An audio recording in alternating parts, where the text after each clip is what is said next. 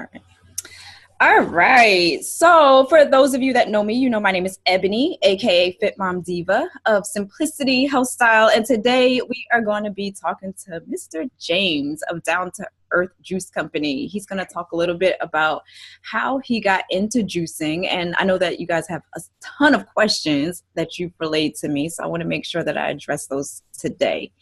James, tell us just a little bit about your story. Like, what got you interested in juicing to begin with? Yeah, absolutely. So hey everybody. So basically my story is kind of one of those stories where something bad has to happen for good to come out of it, right? In 2004, my father was diagnosed with cancer, and my mom being a nurse and having a lot of family members that are in the medical field. Um, Everybody is trying to do the whole traditional medicine thing, to get them better or whatnot. And, I was just like, cool, like whatever we're doing, y'all take care of that. Y'all are the professionals, let's get him better. And one of the things, pretty much mostly it was, the regular process, chemotherapy, radiation, et cetera, et cetera. But I did have a family member that was a little more into holistic stuff. That started juicing for my dad, with the whole, still doing the chemo and everything too. But at least there was a little bit of awareness, like, let's try and get some natural healing, some things that, really probably should go into your body to try and get you better. So she started juicing. I would watch her juice, and then I started juicing. Then it became kind of a family affair. Everyone started juicing too, and he really liked it. And so that's kind of what got me into it. But then like the whole journey started for me about trying to figure out the link between diet and disease. And the more I got to thinking about it, I was like, wait, if we are trying to get my dad better by, pumping a whole bunch of, really high quality nutrients into him, then why do we have to wait until people get sick before we and try to reverse the disease with what we know should be in our body? Why don't we start on the front end and do something so that we can maintain our health, or even be able to bolster our immune system to fight off diseases a lot easier. So that was kind of my thought process. And then moved to Tampa and kind of wanted to do something in the health space, and was just kind of recalling back on my experience with my dad, and started juicing for some people, and they really liked it. We'll start juicing for ourselves. And then we really liked it, and then started juicing for others. They really liked it. I was like, you know what? A lot of people like this juicing, but it takes a long time to do. Nobody has time to go to the grocery store and get all those groceries. And it's kind of a process to do it, right? So people, say, hey, can you do it for me? Can you do it for me? And that's kind of where it got started. I'm like, you know what? A lot of people probably want this. And I could probably help them out with it. So that's kind of where I started, and kind of like the background of like why I'm doing what I'm doing right now. So we've been doing it for a little under a year, and it's been really cool. It's been growing. We've been meeting some really cool people and really helping them with their health goals has been really cool. And seeing the progress, and seeing emails and texts. Hey, I was really battling some digestive issues, and I started juicing, or I started using your juice, or juicing myself, and I feel great. A lot of other things, weight loss and things like that. So it's really been cool seeing that. That's kind of the motivating factor at this point. Yeah, that's awesome. And you're right. Sometimes when people think of juicing, they think of it being expensive. They think of it being confusing, because you'll go online and you see all this different terminology and different types of juicers. And one does this for these type of vegetables, and it can't do this for these type of vegetables. Right. And, another word that people throw around these days is cold pressed. Yeah. Talk a little bit about what that means. Yeah. So, you're in the fitness space, and a lot of these buzzwords get thrown around, and I guess one of the new ones or newer ones is cold pressed, and it's actually not a new process. A lot of our oils, like olive oils and things like that, have always been cold pressed. They don't use any other process besides cold pressing, but like in the juicing and things like that, yeah, people are using or saying the word cold press. So basically, cold pressed. Well, there's two ways you can press juice, or there's two type of machines that you can use when you press juice. So one is called a centrifugal juicer, which is the most common juicer. You know, if you go to Target and you want to get you a juicer, you know, you just want to grab one, it's 99.9% of the time it's going to be a centrifugal juicer. And then you have a cold press juicer. And if you're wondering, do I have a cold press juicer or do I have a centrifugal juicer? Cold press juicers start around about $2,500. So if you probably paid less than $100 or, you know, something like that, you have a centrifugal juicer. So yeah. And then also the cold press is a two-step process. But anyway, let me break down the centrifugal versus the cold press. The centrifugal juicer, basically, you put the produce in, you know, you press it down, and then at the same time, there's a fast spinning blade. You put the juice in there, it hits the blade, it breaks it apart, and then it shoots the pulp out to one side and the juice to the other side. And then you collect the juice in the container and whatnot. Now, that process is good, and if that's what you're using, continue to use it. But the only downfall to that is the fast spinning blades cause heat. They heat up your produce. And then the way that it kind of throws or kind of rips apart the pulp and the juice at the same time causes a bit of oxidation. A lot of the oxygen getting in there because of the process. Mm-hmm. So those are kind of the two things that you kind of don't want to your fresh produce. But it's not necessarily. So it's good, but then there's better. You know what I'm saying? So if you're using juice and that's how you do it, then great, keep doing it. You know what I'm saying? Right. Like you're getting nutrients. So let's go to the cold press process. So the cold press process is a two-step process where you have a machine. There's different kinds of machines, but basically one section of the machine breaks down all the pulp. Like there's a blade, well, there's a cutter, and it cuts all the produce into really, really fine, just really, really fine, like kind of like pulp. Mm-hmm. And then you get the pulp, and then you place it in like these juicing cloths and put it in a hydraulic presser. So there's about 2,500 pounds of pressure that press the juicing cloths together, and then the juice comes out.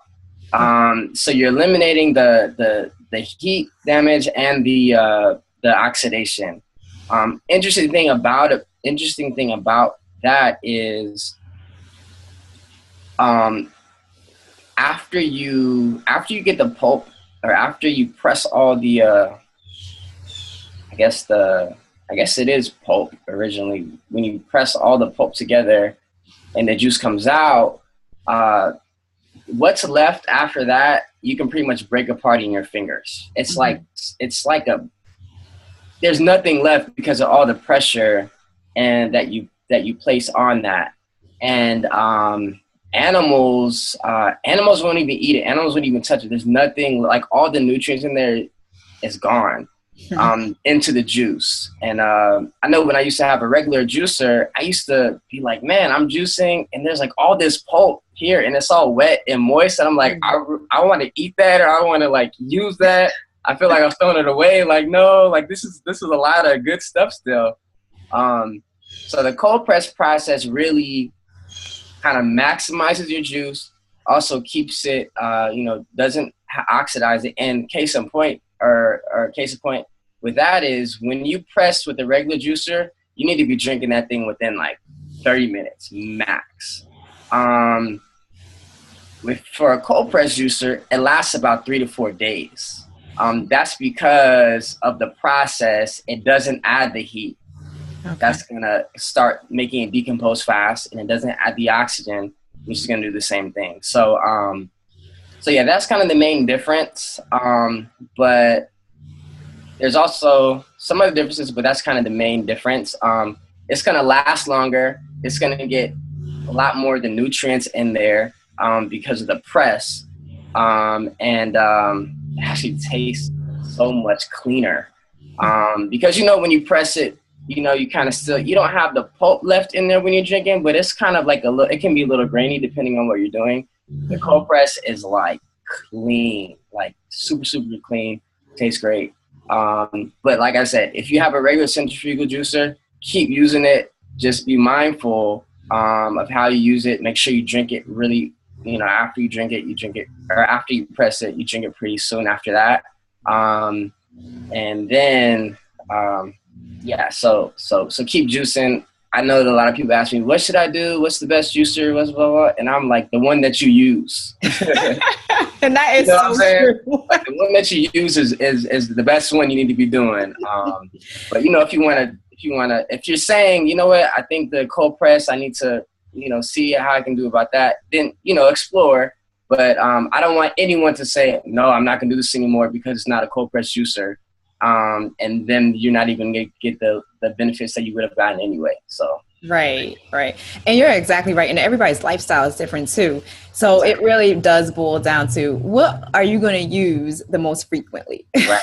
And sometimes if that means paying a little bit more, knowing that it's going to be an easier process for you, you're just going to sit on your counter, it's easier for you, and you're going to use it more regularly as opposed to once a month, well, then invest in the use of it every day as opposed to once a month, just because it costs a few dollars less, Exactly.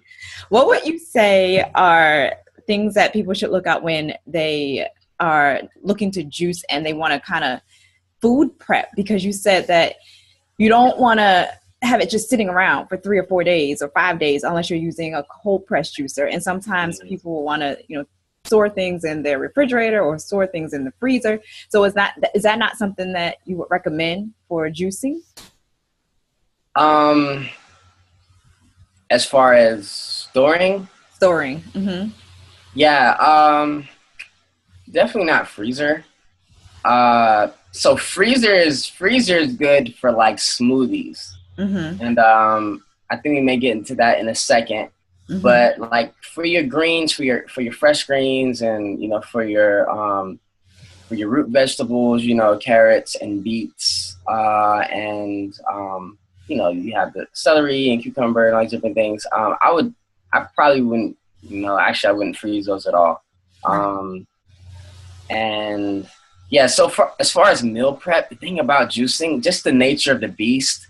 I mean, you have to get tons of produce to get like this much juice, right? Mm-hmm. But there's so many great benefits to juicing, and I mean, if you can, okay, for example, right? People are not going. I'm not going to eat a raw beet today. Right. You know what I'm saying? You're probably not going to eat a raw beet today either. No. Right? And I don't like beets, so I'm probably not going to juice it either. I'd pick something else. Okay. All right. Yeah. Let's see. What else? Yeah. Beet is going. Carrot. Are you going to eat a raw carrot? You might eat a raw carrot. I might eat a raw carrot, maybe. Probably put it in a probably not though. I mean, if you I'll probably put it in a salad with some other ingredients. Yeah, exactly. And then you might get some little sliced carrots, or So I mean, say that. So you're okay. So you're not going to eat 2 raw carrots today. No, I'm not going to eat 2. All right, you're not going to eat 2 raw carrots, but you can juice carrots. Yeah. And like take a couple shots of some carrot juice. Right. And all of that, all of those living minerals and vitamins and antioxidants and all of that is still in there. And what's amazing about juicing, and I think we'll talk about that when we talk about the difference between smoothies and juices.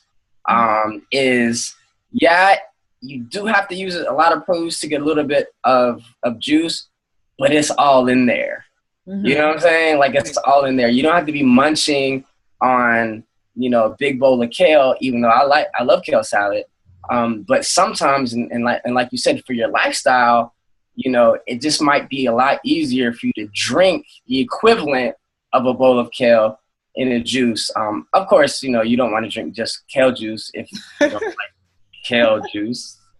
But for example, I have a juice that I make called kale lemonade, which everybody loves, and it's almost a full bunch of kale in there. It has lemon, it has ginger, and it has apple. And you're drinking it, and you kind of feel like you're cheating. Like, man, I'm drinking this juice, it tastes great, and I'm getting like almost a full bunch of kale in here. That's amazing. So, yeah, as far as food prep, you're just gonna have to get tons of juice. If you have a centrifugal juicer, it's gonna be tough to like prep for the week. You pretty much have to do it every day. Yeah, and you were alluding to smoothies. Yeah, exactly right. Certain things are best used for blending. So can you talk a little bit about the major differences between blending, for example, to produce smoothies, and using a juicer to produce a juice? Yeah, absolutely. So that's actually a question I get often. Or people use juicing and smoothie like interchangeably, and I'm like, they're different. They're both good, but they're different. So I do both, right? People ask me which one's better. It depends. It depends. It's not really which one's better. It's kind of like which one's better for you. And like I said, I do both. Like juicing might be better for me for this day just because of my schedule or whatever, or a smoothie might be easier or whatever. So basically the smoothie, and I love, I have a Vitamix. I love to make smoothies in the morning. So smoothie, basically a smoothie is you're putting, all the good stuff, your bananas, your pineapple, your mango. If you want to make a green smoothie, you can throw some spinach in there or whatever. And then you can, add some almond butter or chia seeds or flax seeds or whatever. Blend it all together and everything stays in there. And then you pour it out, you drink it, right? Sorry, that was a really, really basic, like, elementary breakdown of a smoothie. You probably already knew that. So sorry about that. People that are viewing and listening are at different levels, so that's okay. Okay. Some people may not even know what chia seeds are. Okay, got it. Okay, cool.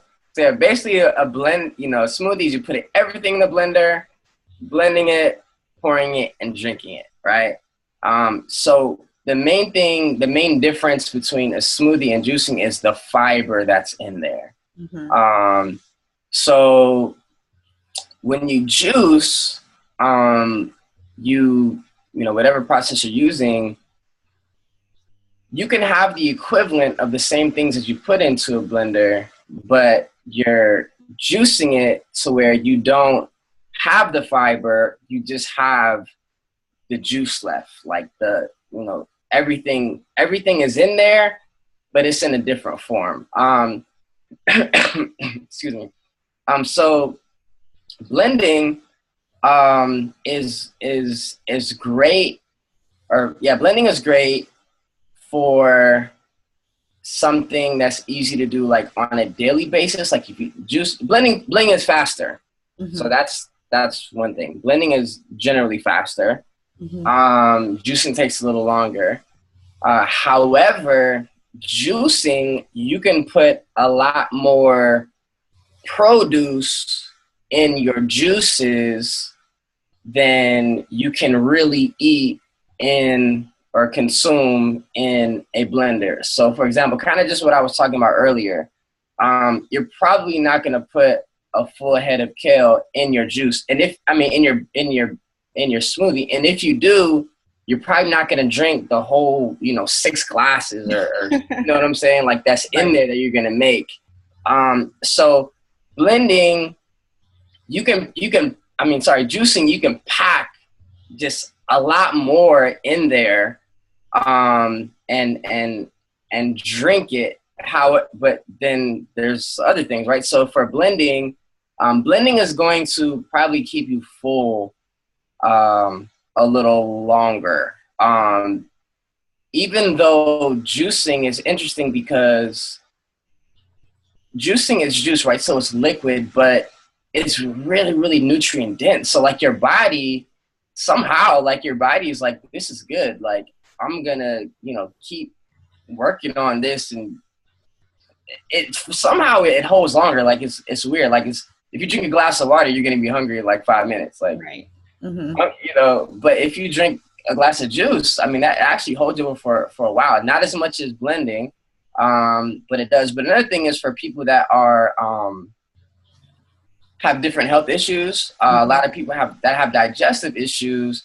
When you blend, your body is still having to break down everything that's in the smoothie. Now, it's less than if it wasn't, pulverized, but, it starts to break it down. The juice, when you drink the juice, your body doesn't really have to digest everything. Like you're just pretty much flooding your bloodstream and your cells, like you're on the cellular level, you're giving it all those really live nutrients. And so you can kind of bypass the whole digestive process. People that, I do want to say this, so people that are like diabetic or pre-diabetic, it's recommended that you have the fiber with your whatever, just because some of the juices, the sugar content's a little higher, so you don't want to have that spike with the insulin. But if it's in a smoothie or if it's in the actual fruit, the apple that has the fiber attached to it, it kind of equalizes everything, so it's not like a spike and then a crash or whatnot. But generally, people that are pretty active and pretty healthy, you could pretty much choose whichever one you want to. But that's kind of the breakdown with the smoothie. It takes a little longer to break down, but it keeps you full for longer. And then on the other end, you have the juices that it's super fast to break down. Your body just like loves it. I mean, it's almost instantaneous. And then you can pack a lot more goodies in there. But like I said earlier, none is bad or good. I do both. It's just really for your lifestyle, like what's best. Right. Tell us a little bit about, sometimes you'll see terms like pasteurization. What does that mean? Yeah, so pasteurization is a process that they use that I think they first started using it with like milk and things like that, animal products. But then they kind of moved over to other products that are kind of live or living. So plant-based products. So pasteurization basically means that the product is heated to about 300 degrees, and then it's cooled. And the thought behind that is if there are any that bacteria or anything like that can be harmful for you, we're basically boiling them out and then bring it back down to temperature, and now it's safe. There are a lot of different school of thoughts out there. Personally, for us, our cold press process is cold press, right? We don't heat anything like afterwards. It's what we call raw. Raw. It's living, raw, fresh, just like you would do it at your house, right? But here's the thing, right? Like a lot of different regulations, FDA and all this. And if you kind of trace back the the reason why a lot of these regulations are there, it really benefits the company, right? So if you go to the store right now, you're gonna see like a whole section of like cold pressed juices. And if you look at it, so they started cold press. Like the juices actually did start cold press. They had the cold press process, and that's how it started. However, when you look at the ingredients, or sorry, when you look at the label, it's most likely actually it will say either pasteurized, or it'll say using HPP, which is high pressure pasteurization. Mm-hmm. Now, the downfall for us, for the consumer, is, I don't know about you, but it's kind of like if I have a whole bunch of amazing produce and I put it in the microwave for like 10 minutes and put it on a high, and then, press it, and then ding, ding, ding, it's ready. I come back out, I take the produce out, let it cool, and then consume it. Right. Like when you add heat to anything, I mean, you're breaking it down, right? Like it's not really in its natural form. So a lot of people are going to these stores and getting or it says cold pressed juice. So cold pressed, ding, ding, ding, buzzword. Yes, that's going to be great for me. But then the process they use after, I mean, they're boiling this juice, cooling it, and I mean, you're getting what's left, and it's kind of like, I mean, what's left is kind of just sugar water. I mean, if you think about it, you know what I'm saying? But here's a caveat. I told you earlier that cold pressed juice lasts around 4 days, give or take. Some it can go to 5, depending. Like some of the, like I've noticed, like some of the root vegetables, probably within 3 or 4 days. But then the other, some of the other things with like the greens or lemon, anything that I put lemon in, it kind of lasts a little longer. I think lemon is pretty much like a natural preservative. But anyway, so you go to the store and you look at the sell-by date or whatever, those juices are going to be on the shelf for about 30 or 45 days. Mm-hmm. So they started cold press, but they're on the shelf for 45 days. Mm-hmm. And I mean, I don't know about you, but I'm not going to go to the store and get an apple, keep it at my house for 45 days and eat it after that. You know what I'm saying? Like, it doesn't really make sense. So a lot of regulations happen, to give a lot of these big corporations, big breaks and things like that. And, to help the population, believe they're getting what they're getting. And I'm not like trying to throw a whole bunch of conspiracy theories out there, but I just want you to be informed. Right. You know what I'm saying? When you go to the store and you get a juice, you know what I'm saying? And then you kind of have to think, right? If you go to a juice bar and you get a juice, if it's organic, you're going to be paying, maybe like, $7, $8, $9, $10, depending on what location you're at. But if you go to the store and then you see, there's a cold pressed juice for $2.99 or $3.99, kind of have to wonder, like, there has to be a difference in quality or something. Like, what is my body really getting? In fact, recently I had a buddy that was going out of town, or not a buddy. Well, he's one of my customers, but I mean, he's real cool. I kind of know him a little bit.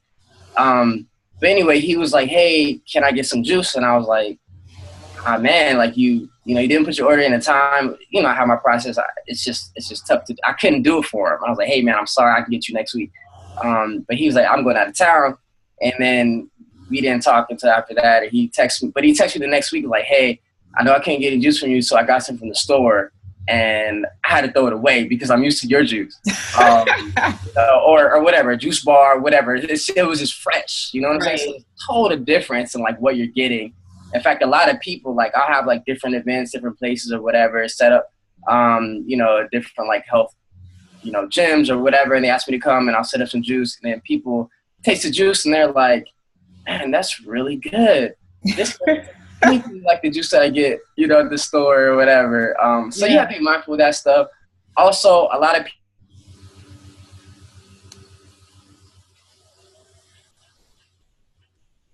I think we just lost him for a second. Let's see if he comes back. Sorry, ladies. Let's see here.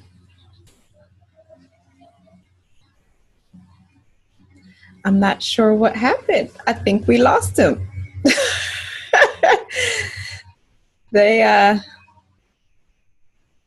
He was about to finish up, but looks like he's not coming back.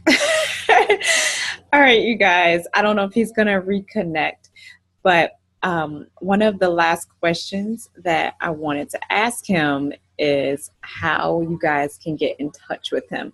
He's a local area, quote unquote, milkman. So what he does is he delivers quality cold pressed juices, and you hear that he just explained the differences between the juices that you would get over the counter and the juices that you would actually juice at home. And he's definitely correct when he says that you can taste the quality when you get used to someone's raw, fresh juice compared to some of these brands that you see on the store shelves. Now, don't get me wrong, drinking some of those that you see on the store shelf can be beneficial, especially when you're talking about you would ordinarily get a diet soda, okay, which has absolutely no nutrients in it. So when you're talking about the quality of juices on the shelf versus, a diet soda or some artificial sweetening, I don't know, greatly marketed healthy juice or healthy beverage that you see next to it, a lot of times, although the pasteurized cold pressed juice that you are consuming may not be the best quality, sometimes it's better than what's sitting next to it on the shelf. So you always want to remember that too. You guys, I wanted to ask him to give you his contact info, but for some reason we got disconnected. So what I'm going to do is just make sure that I provide it to you in the comments, in the description. And if you do have other questions related to juicing, please send me a message to Ebonie, that's Ebonie, at simplicityhealthstyle.com. Send me a message there, and I'll make sure that I relay those to him. All right, you guys, thank you so much for viewing and listening, and I hope you guys have an awesome rest of the day. And as we mentioned previously, we're going to make sure that you guys have all the resources that you need to carry this out, because what he said is that you want something that is done with ease, okay? So if there's any issue where you feel like, I tried this for a couple of days, this is just not working out for me, it could very well be that another product may work out better for you, okay? So please communicate that to me, and we're going to make sure that we provide you with the easiest resources for your lifestyle possible, all right? You guys have an awesome rest of the day, and I will talk to you soon.